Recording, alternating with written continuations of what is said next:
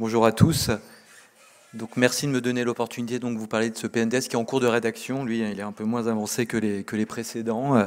Donc, sur l'hypertension pulmonaire thromboembolique chronique. Donc, les objectifs de ce PNDS, c'était de définir les modalités de dépistage et du diagnostic de l'hypertension pulmonaire thromboembolique chronique, de définir le parcours de soins et le rôle respectif des centres de compétences, du centre coordonnateur, des centres constitutifs et en particulier du centre où s'effectue la chirurgie, du médecin généraliste, et puis bien évidemment de définir la prise en charge thérapeutique et le suivi des patients. Donc la méthodologie, comme pour les autres PNDS, un groupe de rédaction qui a réuni des membres du centre coordonnateur, des membres des centres constitutifs et des membres des centres de compétences pour avoir un panel le plus large possible, un comité de lecture, et vous voyez de nombreux acteurs qui participent à la prise en charge de cette pathologie, y compris des pédiatres. C'est vrai que c'est une maladie qui est adulte, essentiellement adulte, mais on a quand même quelques cas pédiatriques. Et donc vraiment, il y a un grand nombre d'acteurs qui participent à la prise en charge de ces patients. Alors concernant la méthodologie pour la rédaction, on a la chance de disposer de documents de référence, des recommandations européennes, des documents issus du dernier congrès mondial qui a eu lieu l'année dernière, et donc finalement une littérature qui est assez riche et qui permet de pouvoir s'appuyer sur des documents extrêmement solides.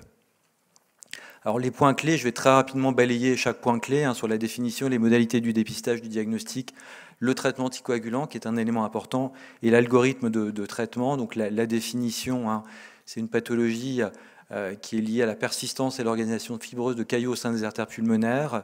Donc la plupart du temps, les malades ont bien évidemment des symptômes, avec un maître symptôme qui est la dyspnée, un défaut de perfusion à la scintigraphie pulmonaire, des lésions caractéristiques sur l'imagerie, une hypertension pulmonaire de repos, et tout ça doit être observé après au moins 3 mois d'anticoagulation efficace.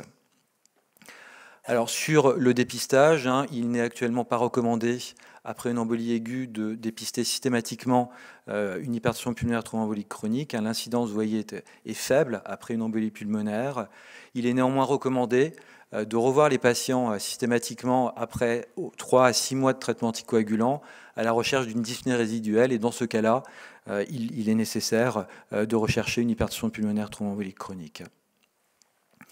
Donc, juste pour vous montrer l'intérêt d'un suivi structuré dans cette étude anglaise qui permet d'augmenter finalement le taux de diagnostic lorsque, chez des malades qui ont eu une embolie pulmonaire, on met en place un suivi structuré.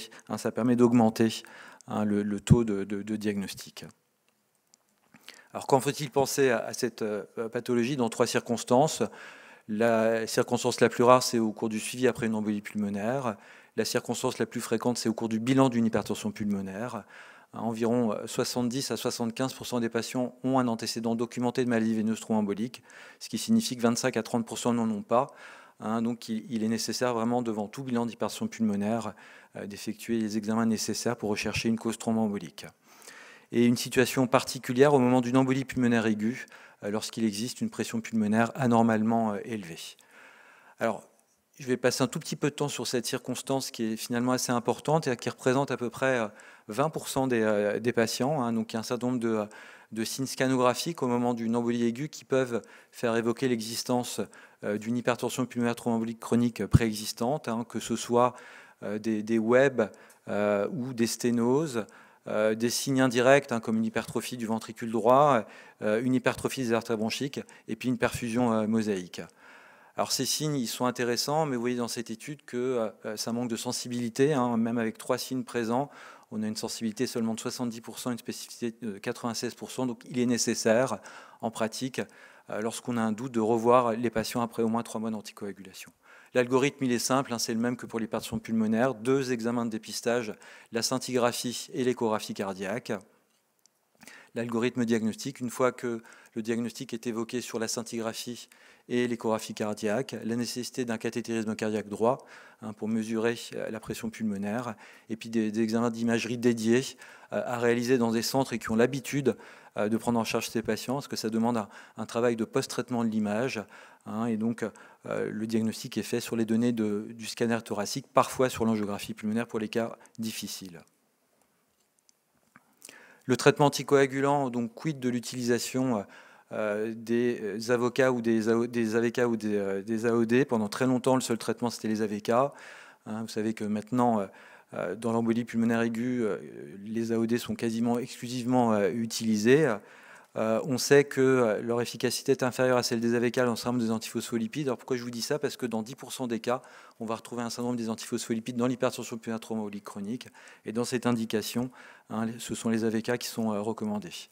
Sinon, maintenant, on dispose de données essentiellement issues de registres pour montrer qu'il n'y a pas d'infériorité sur l'utilisation des AOD par rapport aux AVK. En tout cas, en termes de survie, il y a peut-être un tout petit peu plus de récidive, mais pas d'impact sur la survie.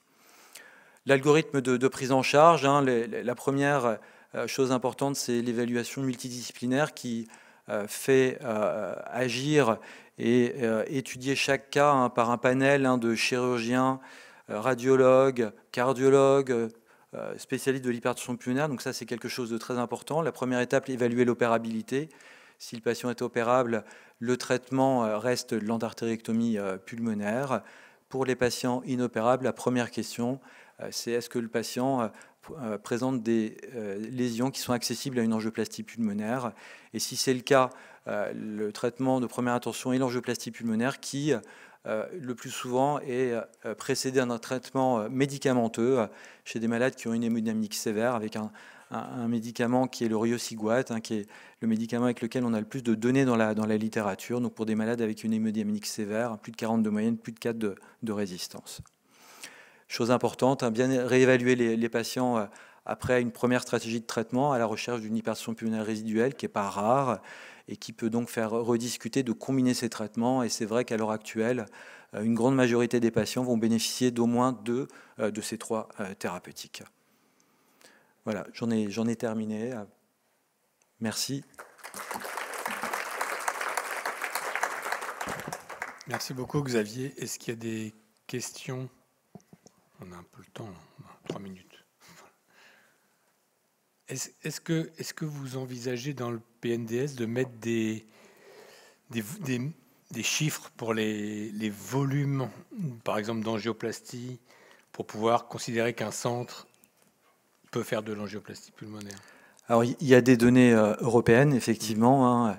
Alors, en France, la problématique est un petit peu différente. À l'heure actuelle, il y a 2 centres hein, qui réalisent l'angioplastie pulmonaire, le centre Bicêtre-Marie-Lannelongue et le centre de Grenoble. Je ne sais pas s'il est nécessaire de mettre à proprement parler des chiffres, puisque la question ne se pose pas à l'heure actuelle. Voilà, en plus, en pratique, les dossiers étant discutés systématiquement au niveau du centre coordonnateur, voilà, à l'heure actuelle, ce n'est probablement pas une problématique qu'on rencontre en France. Est-ce qu'on fait une bithérapie orale avant angioplastie chez les malades les plus sévères? Donc il va y avoir les résultats d'Impact-CITEF, c'est pour ça que tu joues la montre pour produire ce PNDS avec une information plus importante. Mais si l'étude Impact-CITEF était négative, est-ce que tu vas écrire dans le PNDS que cette stratégie n'est pas recommandée, ou est-ce que toutes les données de registre qui existent vont te faire hésiter? C'est toute l'importance des essais randomisés contre les registres. Oui, tout à fait. Alors, pour l'instant, les données de registre ne montrent pas la supériorité de la bithérapie par rapport à la monothérapie. Il y a peut-être un effet sur des molécules, par contre, hein, parce qu'il y a des données de registre qui semblent montrer que, en particulier pour des malades inopérables qui ont une angioplastie pulmonaire, l'utilisation du riociguat plus l'angioplastie pulmonaire est supérieure aux autres traitements médicamenteux associés à l'angioplastie pulmonaire. En termes de stratégie, pour l'instant, ce qui est reconnu, c'est le traitement par riociguat avant l'angioplastie pulmonaire qui permet d'améliorer la sécurité d'emploi de l'angioplastie pulmonaire, mais il n'y a pas d'effet démontré de la bithérapie, de la combinaison de traitements. Donc vraiment, Impact-CITEF sera la première étude à voir s'il y a réellement une supériorité de combiner 2 médicaments plutôt qu'un avant l'angioplastie pulmonaire. Moi, j'ai une question non expert.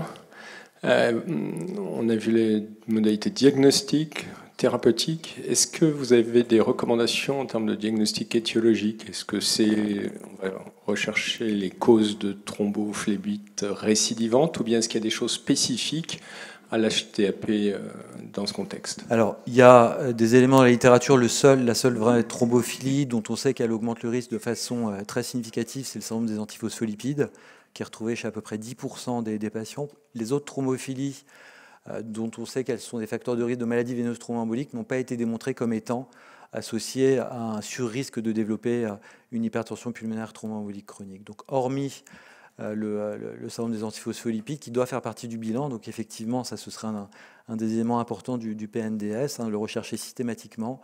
Il n'est pas recommandé de rechercher les autres thrombophilies, puisque finalement, il n'y a pas d'impact à l'heure actuelle démontré.